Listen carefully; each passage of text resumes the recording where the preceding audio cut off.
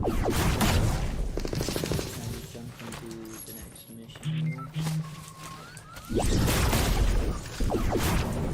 overall plan is to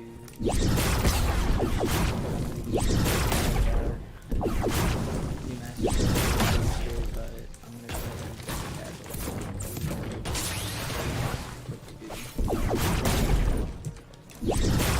everything I need to do, and if I need to replace the lines. What I need to do to pull up on the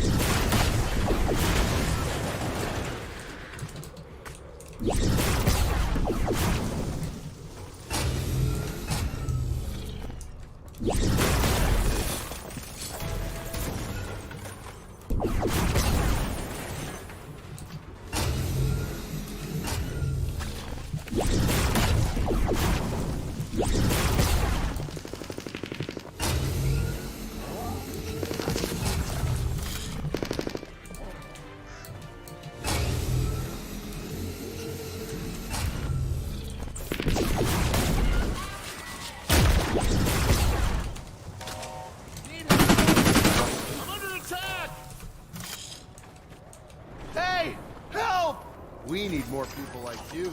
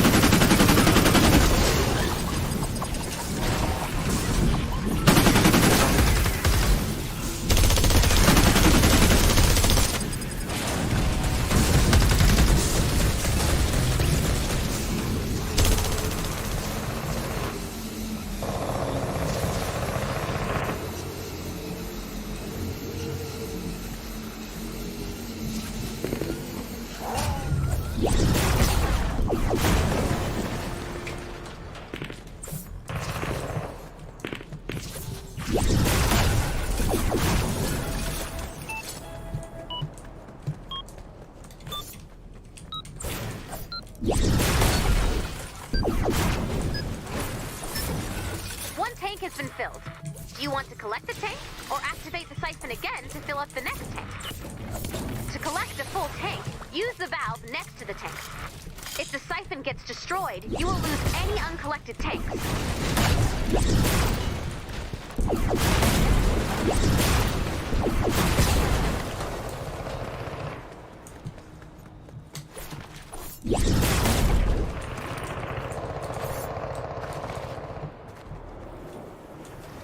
Throw the switch to start the siphon.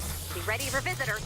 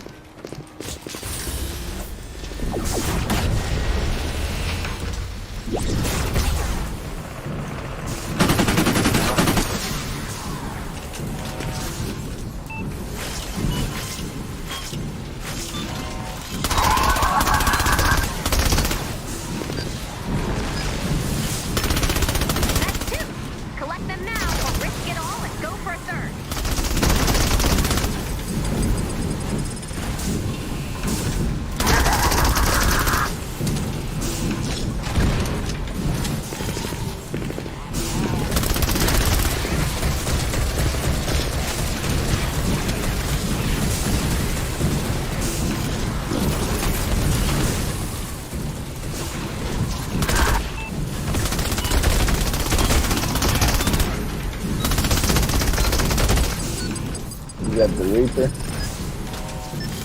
Okay. One tank has been filled. Do you want to collect the tank, or activate the siphon again to fill up the next tank? To collect a full tank, use the valve next to the tank. If the siphon gets destroyed, you will lose any uncollected tanks.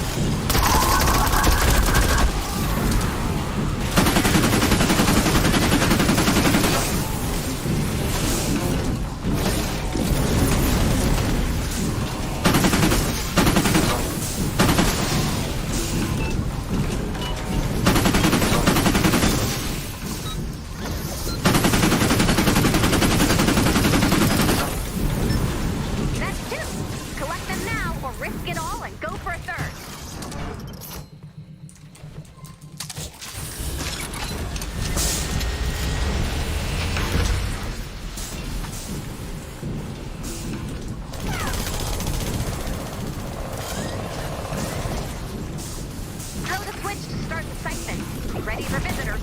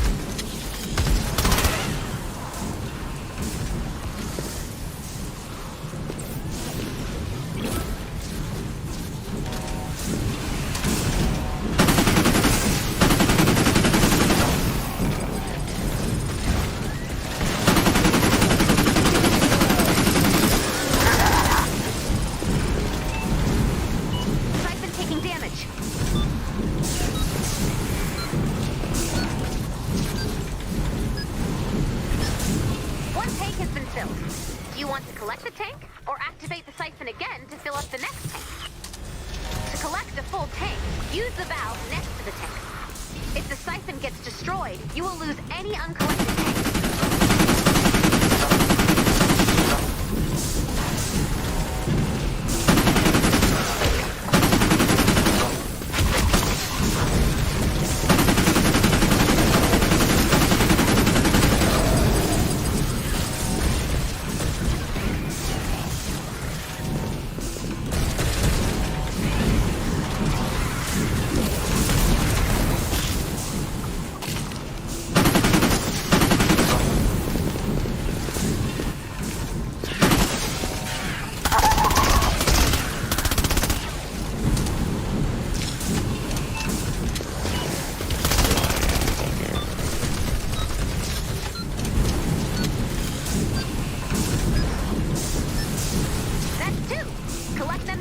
Risk it all and go for a third.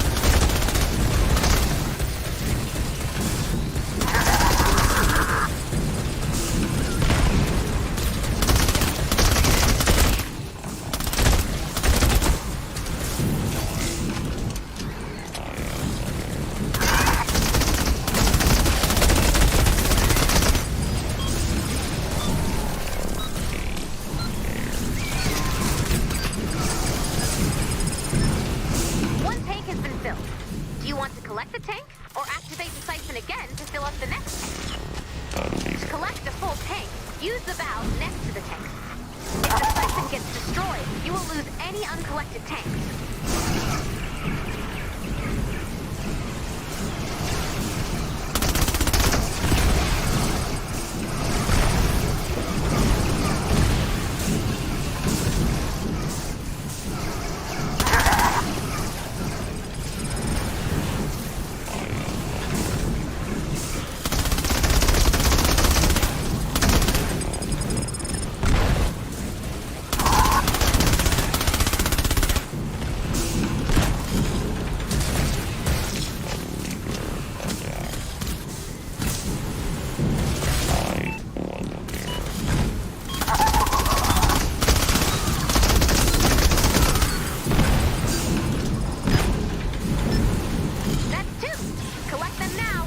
take it all and go for a third.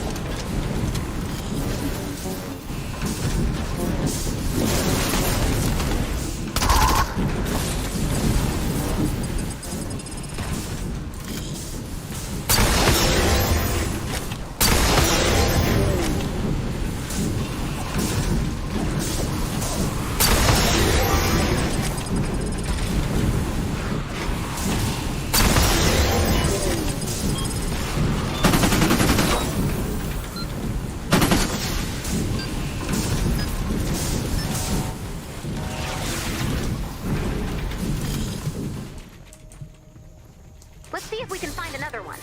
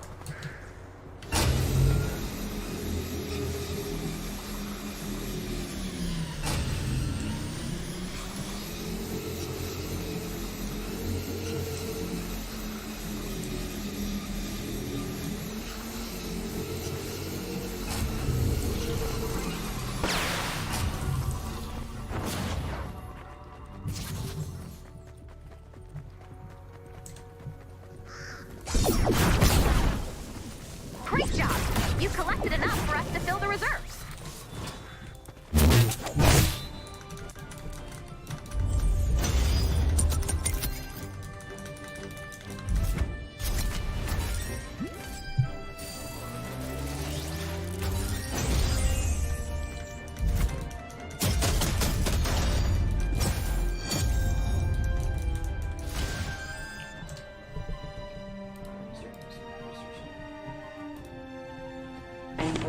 Okay. I've got the full. This is why we keep Hoonigan and Hoonigan Racing separate. Broke something. Oh boy.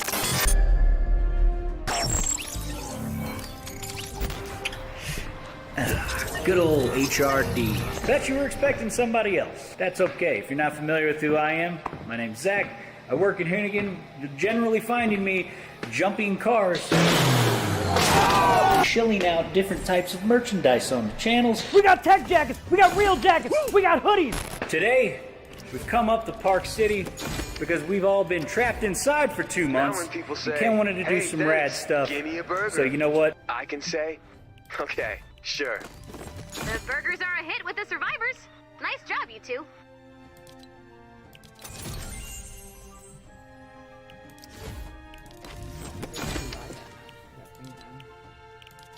Yeah, definitely think so. Yeah, what the heck? Where are all these rewards from?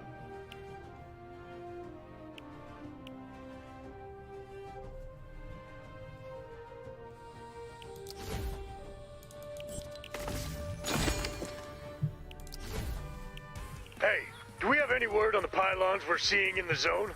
Sure don't. But my scans indicate they are blue glow reactive, so... phone. What do you say, Commander? Want to check it out? Titans of good cheer.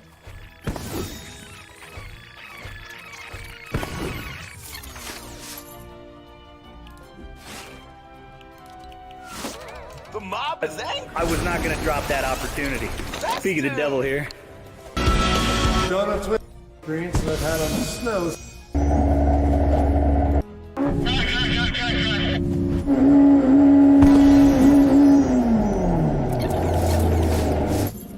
Broke something. Oh boy. Oh well. Yeah, take it on. So, what have we learned today?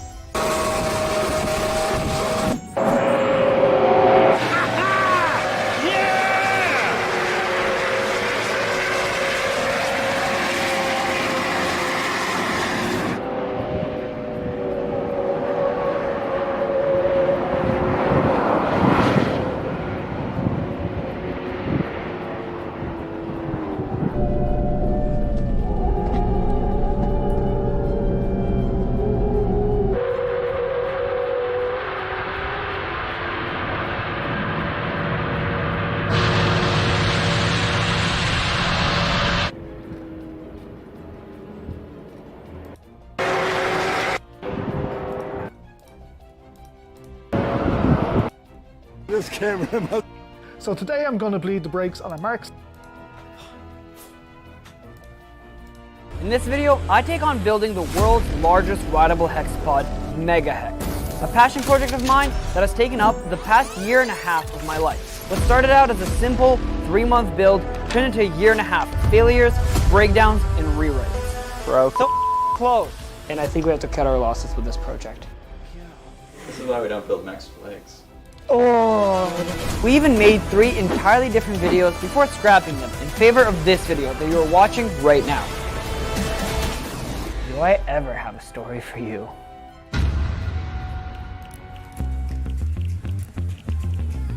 It all started when I came across a video of a Princess Auto excavator which was capable of orienting itself by using the bucket to stand up and maneuver. So what stops more legs lifting more bodies as one giant unit?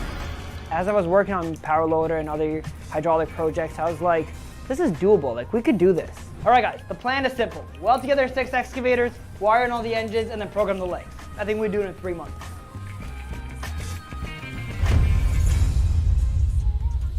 The first month went great. We partnered with Princess Auto for this project. They provided us with 6 excavators and an in-store spending budget. Without them, this project wouldn't be possible.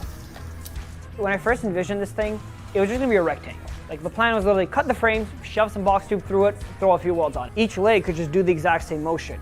The only difference is what time that motion happens at. But then the frame was way too large, it wouldn't fit through the door.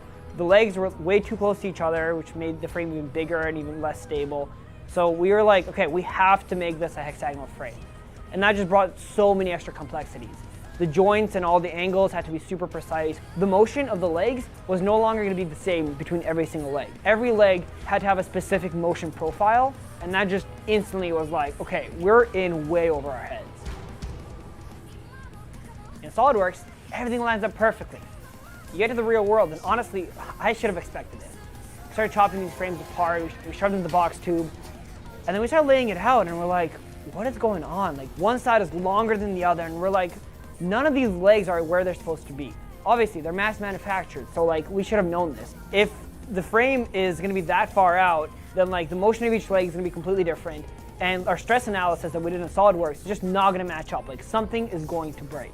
That required us to start chopping the frames apart that were, supposed to be used for alignment. We're now being completely cut off and re-welded, and we basically had to tolerance the frames ourselves. We had to make jigs, we had to make like brackets, and it went from like a 2-day welding job to over a week of just like trying to get this thing perfectly squared up.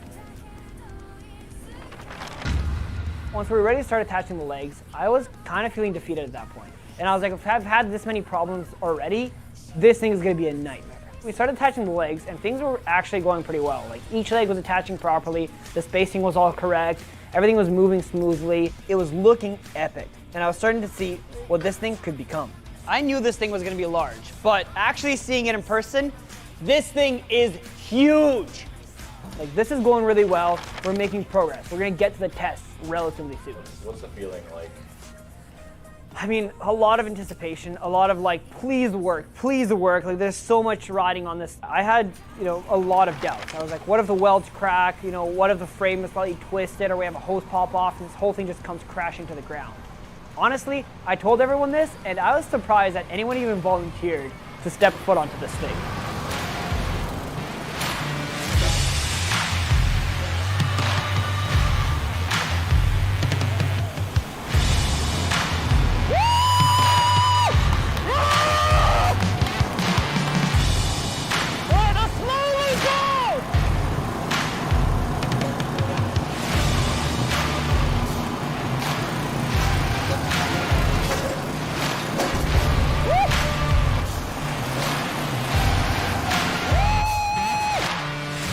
Holy crap. All this work is finally paying off. Ow! I fell. You okay? So we need some computerized control to be able to make this thing stable. Absolutely. Because right now, it's a little hard to drive with 4 individual pilots. That was the most scared I've ever been, going 0 feet. Well, we know that the system can lift its weight.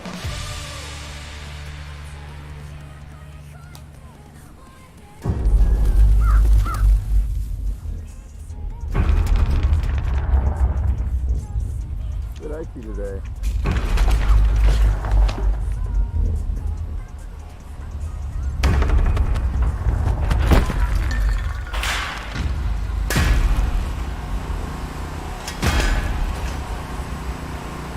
Let's take a minute to talk about hexapod feet.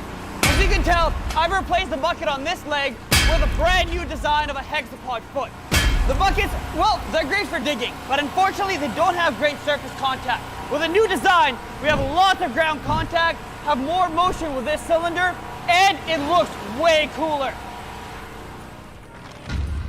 Ideally, we'd like to be able to drive the entire thing with just one pilot. To do this, we need a computerized control system. The whole control system starts right here, at the Linux computer. It's responsible for calculating how to move each individual leg based on the user's input. That data is then sent over to our CUN bus Revolution Pi. It's responsible for taking data in and figuring out how to move the legs to the right position. It does this by first calculating the position of each individual joint based on the roll potentiometer. It then compares that value to where each leg needs to be. It then sends signals to our servos to move the valves to their desired positions. Unfortunately, the CUN bus system does not really speak the same language as the servos. It outputs 24-volt signals, and the servos require 5-volt inputs. So we've created a PCB using Altium Designer and got it manufactured by JLC PCB to act as a translator between the CUN bus system and our servos. By the way, you can try Altium for free and get 25% off your purchase with my link below. Then jumped into this project and began working on the control system and software. As you would imagine, there's a lot of code. In order to test this without needing to use the actual megahex, I'm using simulation. This simulation takes the CAD data from SolidWorks and the hexapod math combines it into one to give us an accurate visual of the megahex.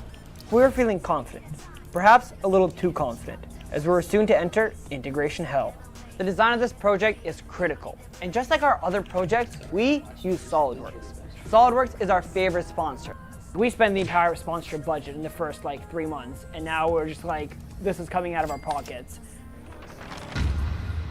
This was the day. Actually, not the first day. We tried it the first day, and then some of our engines weren't firing up. We tried it the second day, we're getting hydraulic leaks. Tried it the third day, some of our sensors were misreading values. So we're gonna fire up all 6 engines and see if the platform will rise to the air. Now it stood up with manual control. This is without people on it? This is without people on it, fully computerized control.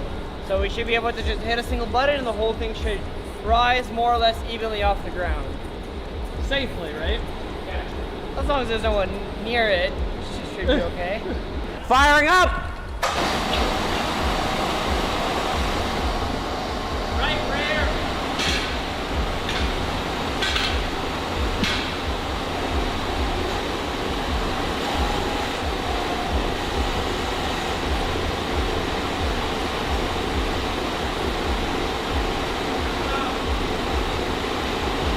We try to stand this whole thing up, and at first it's like going well. And this whole thing, like 5 feet in the air, starts curling up like a dying spider.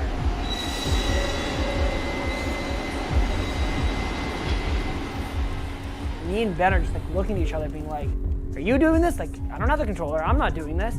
And so like I slam on the E-stop and we're both like confused as hell. We're like, how do we fix that? When I undo E-stop, it's gonna do something. Dropping. Might have had a program crash or something. It could have been any number of things. It could have been hydraulic issues, it could have been software issues, it could have been electrical issues, it could have just been, you know, mechanical issues with the valve getting stuck or something. Luckily, we look over all the data and it turned out just to be a simple code change. Our leg was actually trying to go past its limit. 2 lines of code, uploaded it again, ran the system. Restarting. And this thing just perfectly rose into the air. Yeah! Standing, we got it. All the legs on the ground. It was a sight to behold.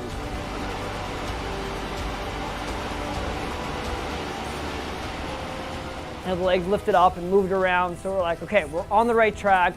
We need to figure out how to get this thing outside because there was no room in the shop to test it. We spent the last 8 months or something working on this, and now we're just dragging it out of the concrete. We're obviously optimistic because the simulations were working. Starting robot!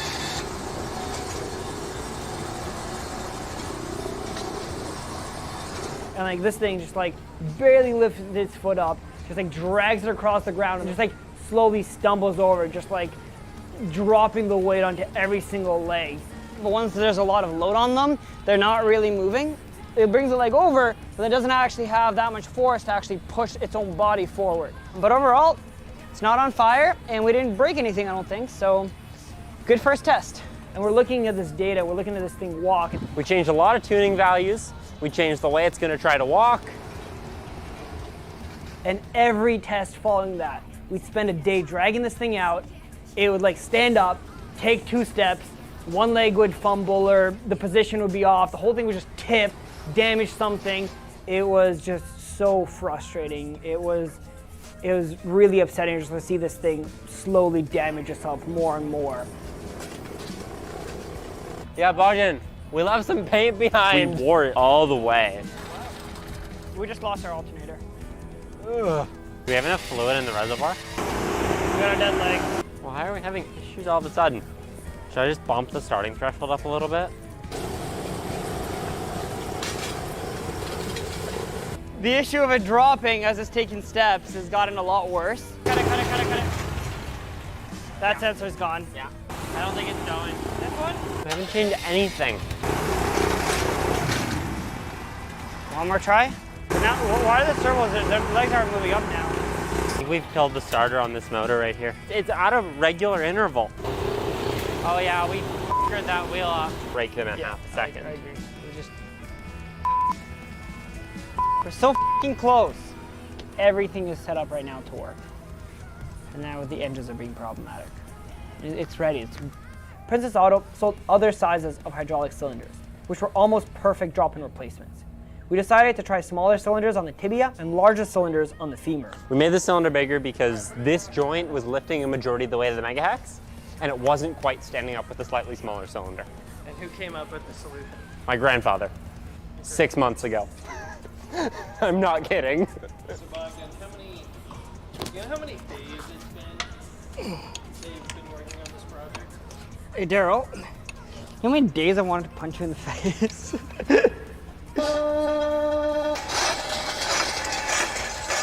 Ah! Oh, they're all landing wrong.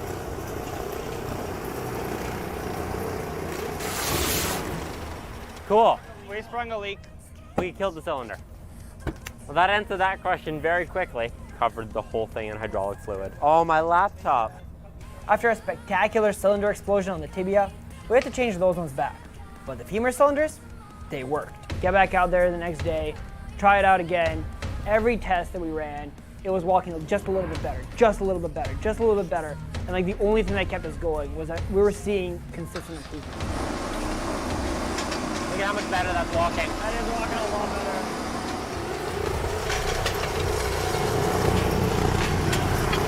we could see, we were like, oh, maybe if we just change this one more thing, like next test is gonna work, next test is gonna work, next test is gonna work. And we're like months into testing.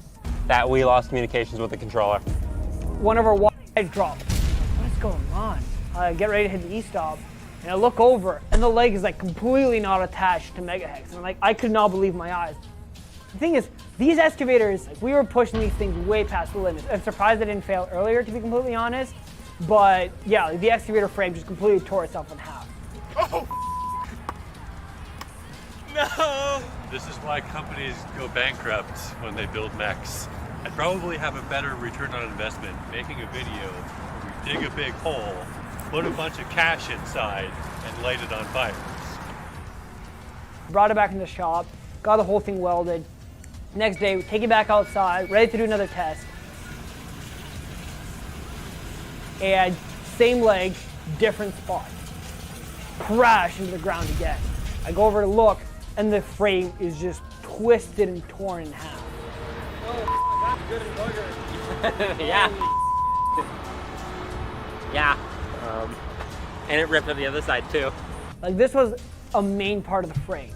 This was gonna require chopping the frame again, realigning everything, new bushings, new body tubes, welding all around, new gussets and supports. This was probably another 2 weeks to fix. And like, I looked at this and I'm like, honestly, guys, I think this might be the last test for this thing. Like, all right, well, for better or for worse, we're done filming Megahex. The frame that the leg is connected to is now just ripped in half. A single wire corroding, a single connection going bad could take days to diagnose. And I think we have to cut our losses with this project, because at this point it's diminishing returns. This is why we don't build mechs for legs. there was no way that we could keep just allocating so much time and so much money to this project just to have it, take 5 steps and another thing breaks. We got our goal. It was walking. That was our goal. We reached it. And honestly, it was time to call it a day. You know what? Without the support of you guys and making continuous videos, there was no way that this... We initially edited a 3-part video series, but we felt like it didn't tell the whole story. We do think there's a lot of interesting detail in those videos, and so we've made each of those videos available to our members.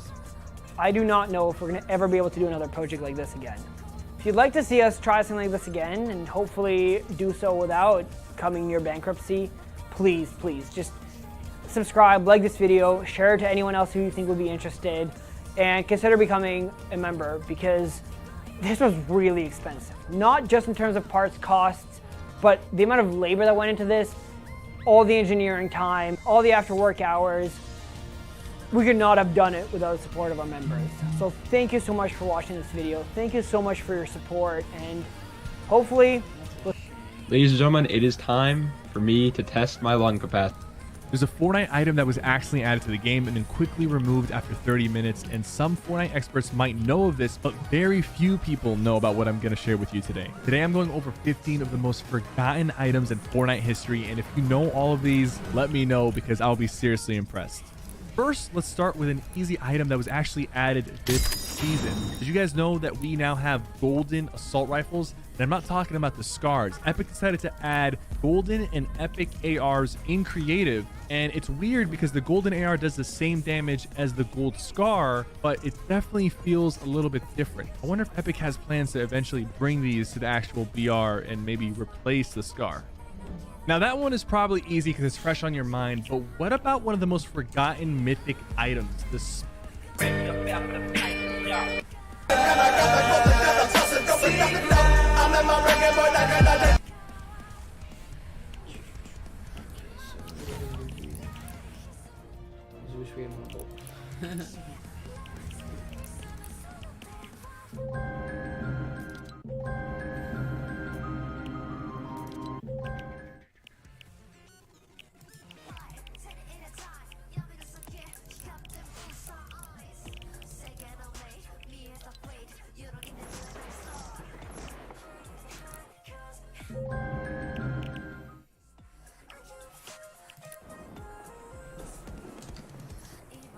with the top 50, yes, 50 cool cars, sports cars pretty much, for less than $10,000. Recently, you guys absolutely, positively blue. I do the research for the. So obviously we are going to be rocketing through these. Each car is only going to get around 30 seconds of screen time. So sorry if I don't go into too much detail with each car. But anyway, coming in at number 50, which feels crazy to say, is the mediocre Pontiac Fiero GT. This little pocket rocket comes with a 2.8 liter V6, making it very decent for a size, 140 horsepower, and it was rear wheel drive. They were also mid-engine, so it does have a little bit of snap oversteer. You know, that never hurt though. You know, a little snap oversteer just builds character. So be careful if this is your first car or if you're inexperienced. Also, I am going to be making a video all about the Pontiac Fiero GT and what makes it so great tomorrow, so subscribe if you want to see that.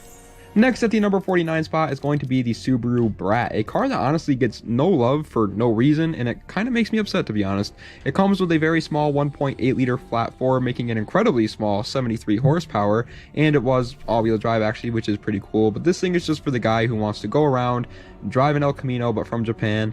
They aren't fast, they don't have tons of aftermarket support, they're not that reliable, but they are baller as hell. It's a freaking Subaru Brat.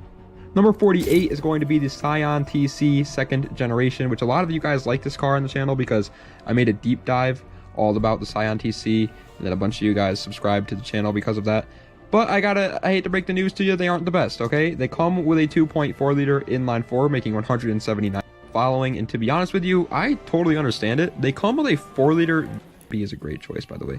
This car is just an amazing choice for someone who just wants to have a fun canyon. Not the best daily anymore, but you will look like an absolute baller and get to have. Number 34, my good friend, is such a beast of a car once you modify this freaking thing. But going to the underrated ass Mitsubishi Eclipse GSX. Number 26 though is going to a banger of a hatchback, and that's saying a lot because I usually don't like hatchbacks. It is the Mazda Speed 3. It's one of my personal favorite hatchbacks out there, period. And they are just amazing. They come with a 2.3 liter turbocharged inline 4, making a very nice 263 horsepower, and it was front-wheel drive.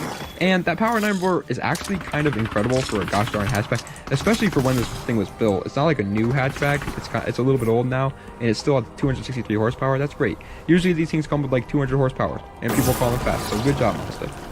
Number 25, exactly halfway through this list, is the wonderful Honda Civic Si 6th generation, which is the EK generation. And this car, man, it's just so darn good. But sadly, they are kind of getting ridiculously overpriced right now. They come with a 1.8 liter inline 4, making a very decent for its size, 160 horsepower, and it was front-wheel drive. And this car is in no way fast in a straight line, but once you take her some twisties, or if you add a TT-based turbo to it, it's going to be fun. Number 24, though, my good friend, is going to be incredibly sexy Mitsubishi 3000 GT, which is so slept on within the car community, but it is starting to kind of get the love that it deserves, so I take that back a little. And I'll have to bring you in before it hits. The siphon can collect up to 3 tanks, and you'll have to defend it during each filling. You can choose to collect after each tank is completely filled, but doing so will destroy the siphon.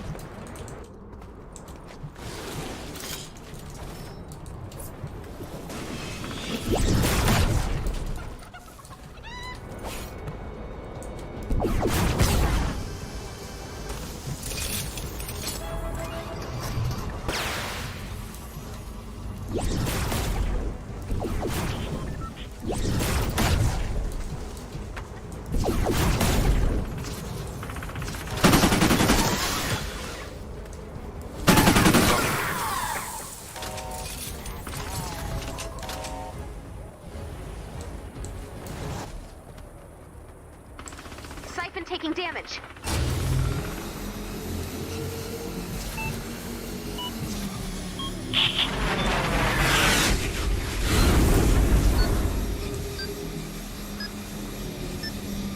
One tank has been filled. Do you want to collect the tank, or activate the siphon again to fill up the next tank? To collect a full tank, use the valve next to the tank. If the siphon gets destroyed, you will lose any uncollected tanks.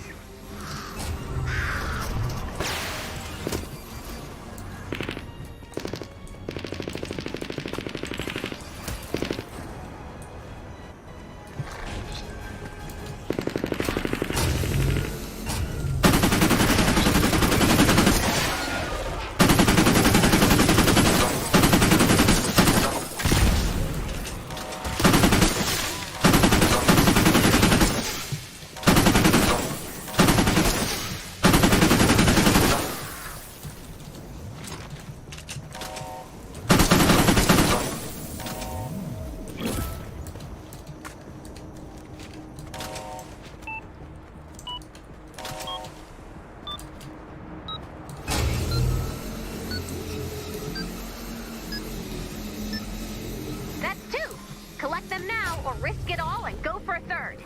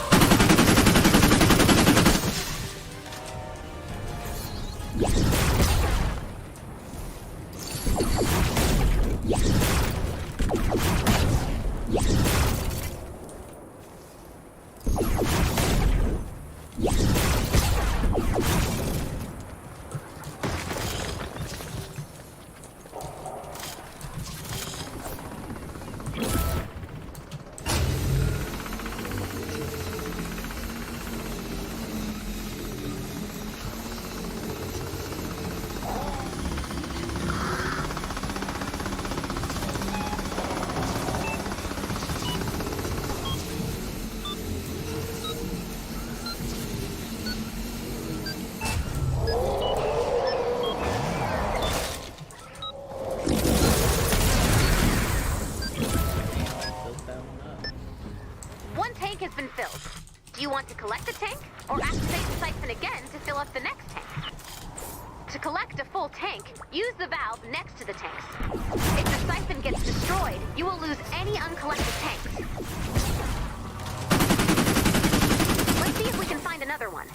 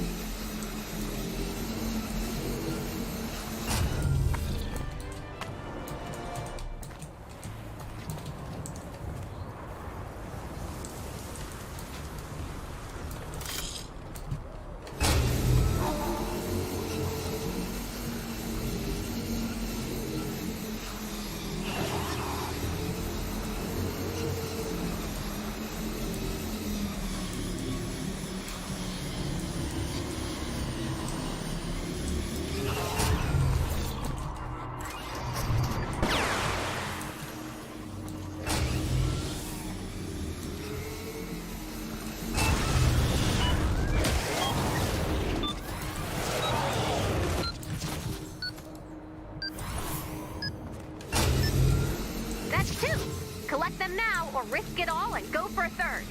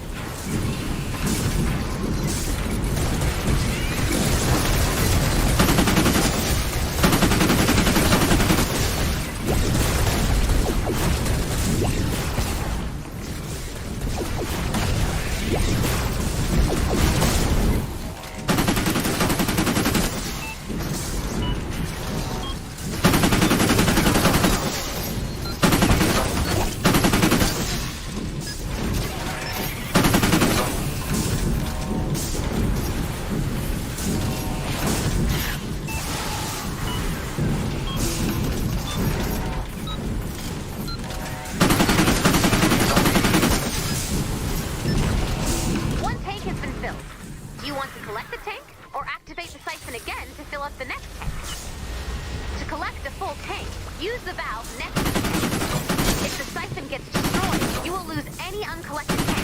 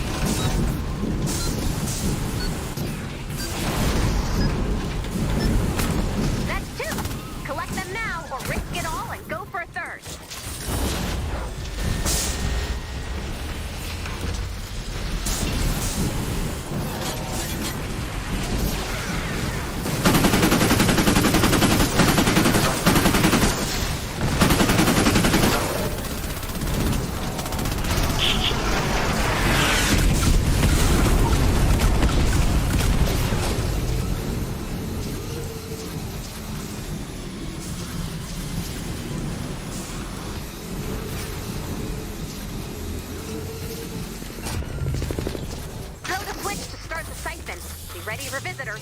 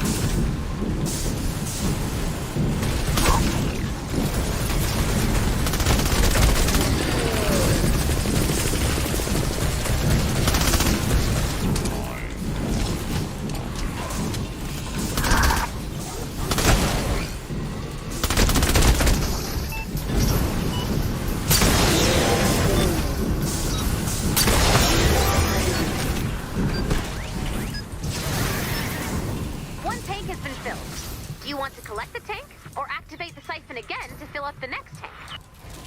To collect a full tank, use the valve next to the tank. If the siphon gets destroyed, you will lose any uncollected tanks.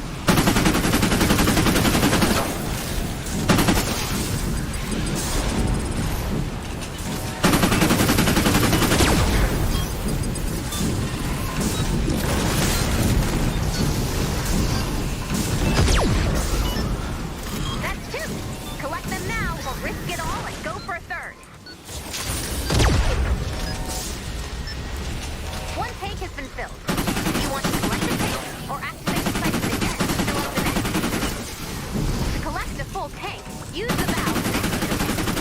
If the siphon gets destroyed, you will lose any uncollected tanks.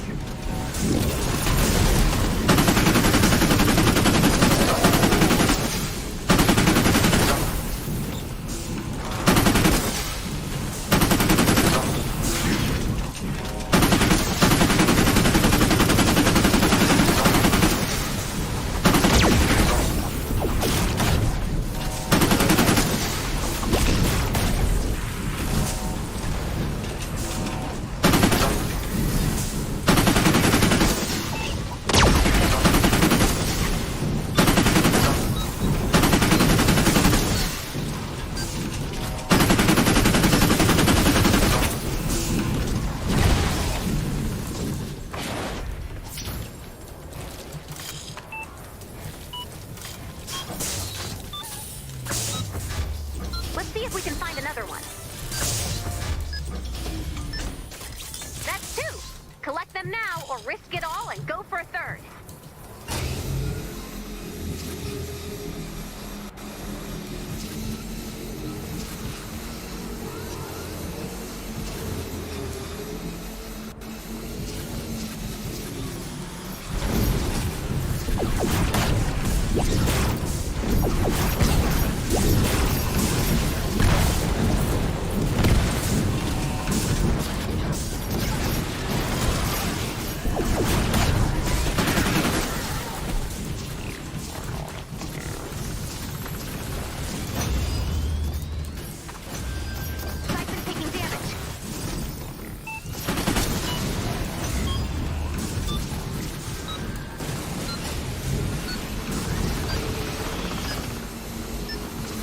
One tank has been filled. Do you want to collect the tank or activate the siphon again to fill up the next tank? To collect a full tank, use the valve next to the tank. If the siphon gets destroyed, you will lose any uncollected tanks.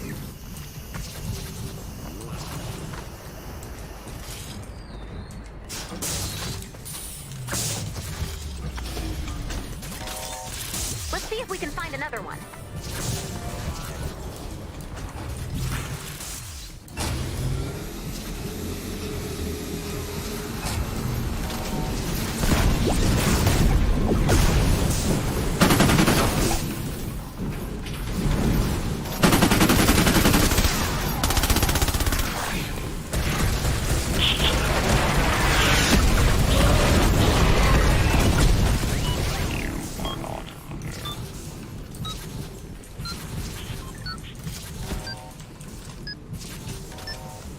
That's two.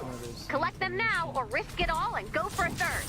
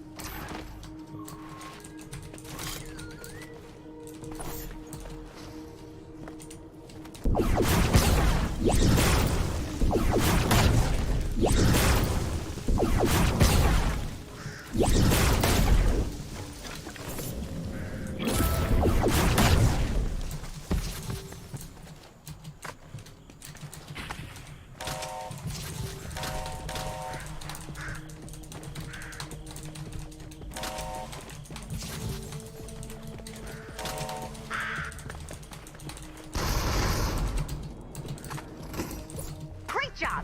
You collected enough for us to fill the reserves.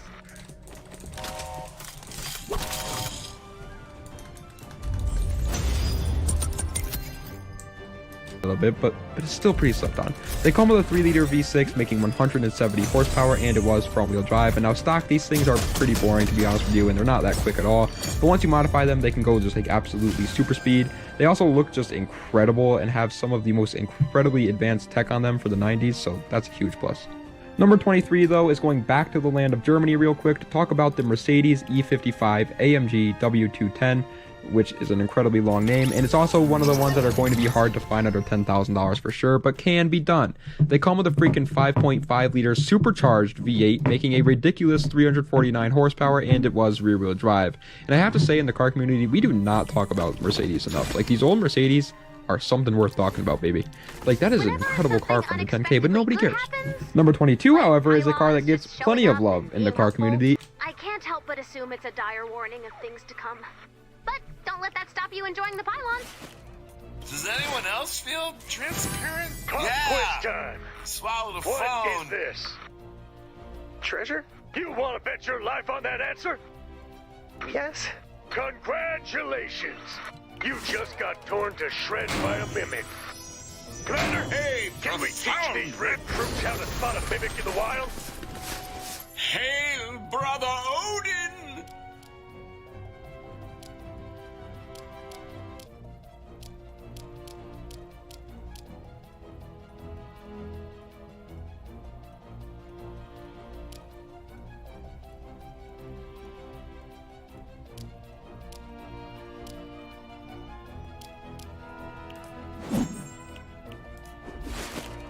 What you see is what you get. How safe are these x-rays?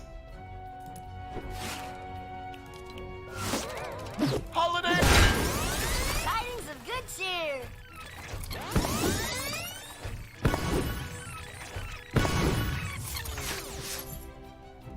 Gold, copper, they can finally have collected. Oh my gosh, that's a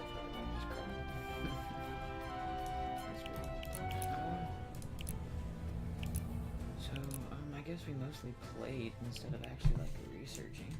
It is the wonderful Nissan 300ZX Z32. Please stop selling them for freaking 8K so I can buy one. I am begging you. They come with a 3-liter V6. Great deal. They are such a better platform than the E36 besides the subframe mounts, but nobody talks about the. Number 13 is going to the Honda Accord Coupe 9th generation, which is such a good option for a high schooler who just wants to be safe but also have some speed and look cool, that it blows me away that nobody talks about them. They come with a 3.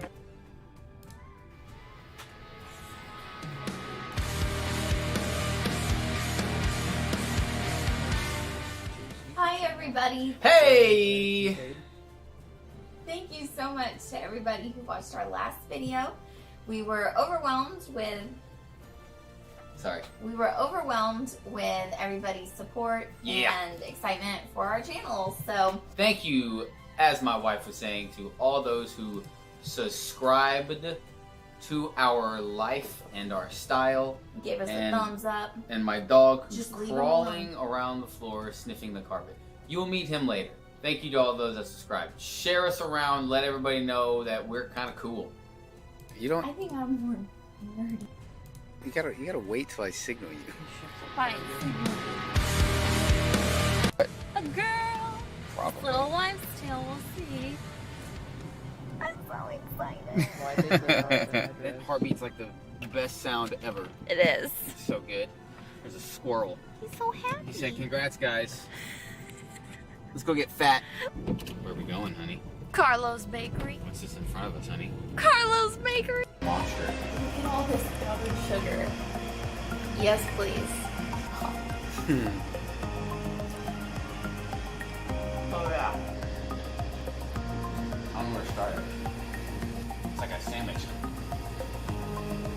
Oh.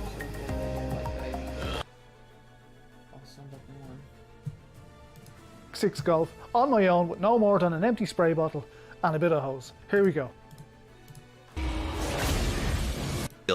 To see a person you knew just laying there in the casket. It's just crazy. All right, welcome to my January 13th live item shop review video. So if you follow me on Twitter, you'll know, because I posted an update this morning, that I was gone most of today. Now, I did still manage to upload some videos because yesterday, way late at night, I pre-recorded some. But I did not have my phone with me almost all day because we did have a death in the family. And I'll be honest, it's just so surreal to see a person you knew just laying there in the casket. It's just crazy. It's awful when a person loses their life because what had taken years to put together was destroyed in one moment. And I'll be honest, it's just so surreal to see a person you knew just laying there in the casket. It's just crazy.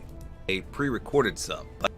Video. So if you follow me on Twitter, you'll know, because I posted an update this morning, that I was gone most of today. Now, I did still manage to upload some videos because yesterday, way late at night, I pre-recorded some. But I did not have my phone with me almost all day because we did have a death in the family. And I'll be honest, it's just so surreal to see a person you knew just laying there in the casket. It's just crazy. It's awful when a person loses their life because what had taken years to put together was destroyed in one moment. Well, what do we got in the item shop tonight? It looks like the Ripley and Xenomorph bundle have returned. So this is actually good because some videos All right, welcome to my January 13th live item shop review video. So if you follow me on Twitter, you'll know, because I posted an update this morning, that I was gone most of today. Now, I did still manage to upload some videos because yesterday, way late at night, I pre-recorded some. But I did not have my phone with me almost all day because we did have a death in the family. And I'll be honest, it's just so...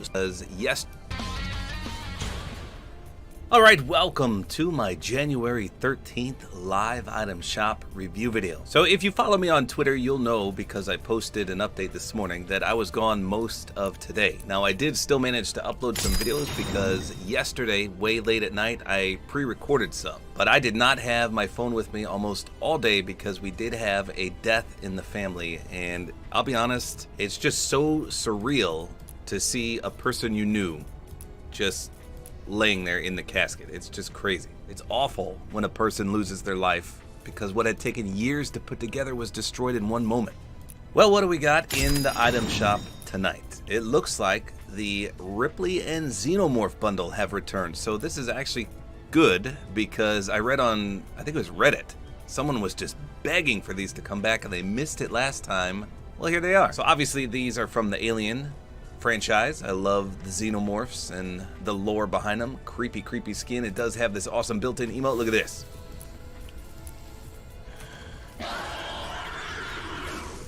Ugh. They used to terrify me when I was little. And Miss Ripley. Here's her primary default, and then she's got the secondary spacesuit. Well, jumper. Not really a spacesuit. And she's got a little cat that pops out of this back bling. If you saw the Alien movies, you'll know the significance of the cat. And the Xeno Slurp loading screen. Pretty cool bundle. Speaking of pretty cool, the Space Gear bundle, not only is the Cheyenne dropship secretly reactive, you can control those little doors that open and close when it deploys. So watch when it opens here. It unfolds and then you can fold those doors back in, which is cool. Speaking of cool, the biggest pickaxe with the coolest name is back, the P5000 Power Loader Arm. I love it. Someone needs to make a Fortnite commercial with this. And then we got the burst case scenario. I'm glad this is not just an exclusive emote and anyone can use it. Super cool.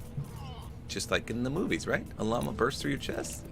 Aw, that's nice. And then you could buy everything individually. The emote is 3. Dropship is 12, and the best pickaxe in the game is 800. Ripley is 15, and the Xenomorph is 16. What else we got? Ooh, the Machine Learning Bundle, aka the Wrap Skins 2.0. These are phenomenal, and of course they come with a wrap.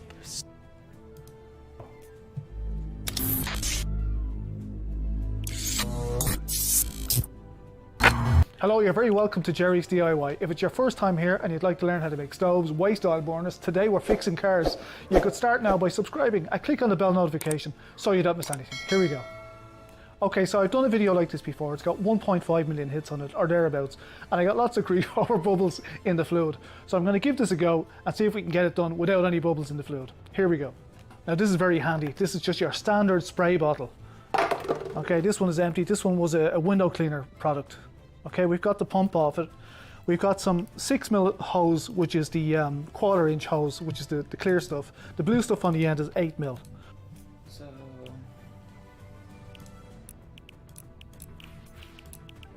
I guess the easiest way to talk about it is just while I do this. So I'm trying to go get a Pontiac Fiero. It's down in, it's 3 hours away. So, the issue with that is getting it home. I don't trust it to get home. Apparently it can be a daily driver, but I just don't trust it, so I want to get it something to tow at home. I can't get a U-Haul truck, don't have a credit card. You have to have a credit, but I can get the trailer, but I don't have a running truck. Well, I have to, it runs, no brakes, so I gotta fix that. I can't do that. I need to go get it tomorrow, and it's Saturday night. And my dad's, as I said at the beginning of the video, I'm just going to have my dad's company remote him. But the issue with that is, they're only open, like regular, they're only open weekdays, so yeah, that's the issue with that. Jeez, what the heck is that? But yeah, that's the issue with that. So, what would you do, you know?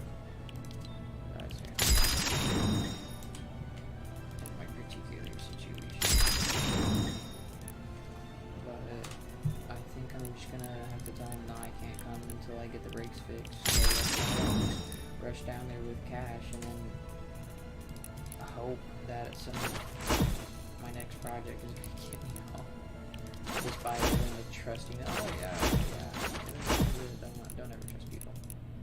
They want me gone, and I understand that people do that because I used to do that, but I don't want to get stuck somewhere and then piece of crap. You know, gotta be big brain, big smart, gotta be smart. What the heck?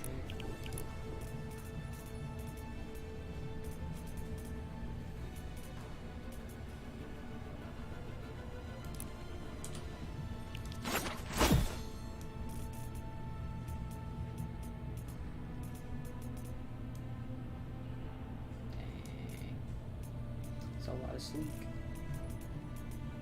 I will admit.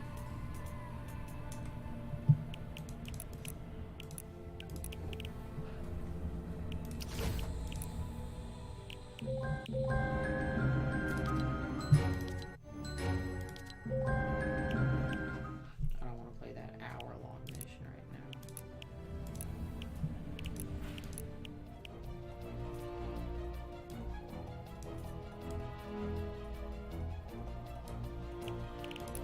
I think we did more than we were supposed to. So. Oh, now it's all laggy. Dude, I swear it was fine when I first started Fortnite. Why is it?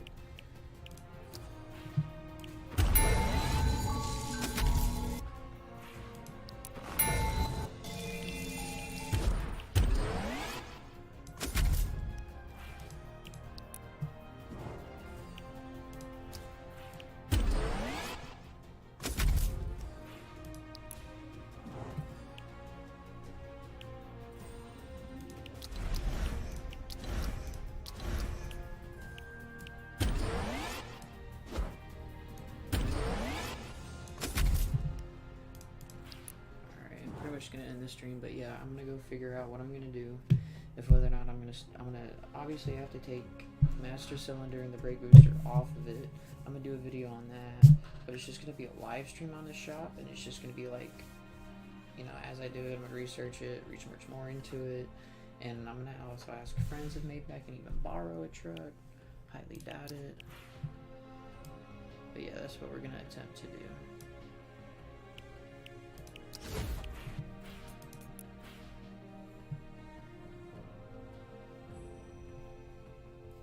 Because that's all we can do. Aha.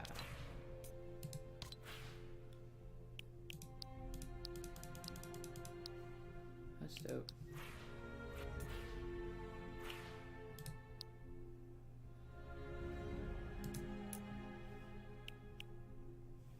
Yeah, I'm just gonna go ahead and end this video. I don't know why it's being like that. But peace out. Oh, what's up, this game? Oh, you already left. What's up? Nice to see you. Yeah, I'm gonna go figure out what I gotta do. I'm gonna listen to some music and plan some stuff out, and then make a decision then. Look at that! I'm clicked on all of it all at once. Ain't that crazy? I'm that fast. I'm crazy fast, guys. You don't understand.